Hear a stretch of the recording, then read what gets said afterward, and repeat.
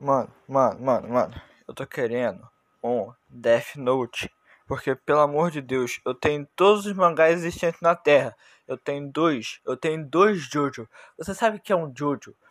Jojo é um mangá que se você tiver na fila do UTI morrendo de câncer, prestes a morrer e seu último desejo for ler Jojo, você não vai achar Jojo em porra de lugar nenhum.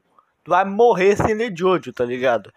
Agora, Death Note, o mangá mais fácil de achar do universo, eu não acho em lugar nenhum. Eles falam, compra pela internet.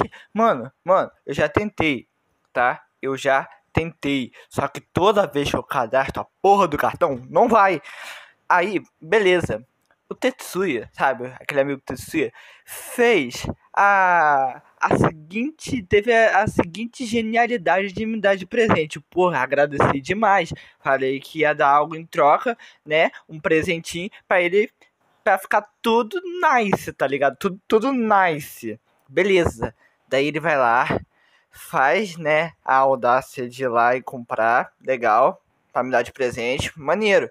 Aí quando eu vou pegar a porra do Death Note, o mundo acaba. É literalmente pega uma onda de coronagem e acabou. Tá ligado? Acabou essa porra. Eu quero um Death Note. Eu não posso ter um Death Note. Agora Jojo tem a vontade. Mano, até eu já acabei o anime do Death Note e tem anime de porra de Jojo pra assistir. Faz uma caralho de uma segunda, terceira temporada pra Death Note. Por que não faz isso?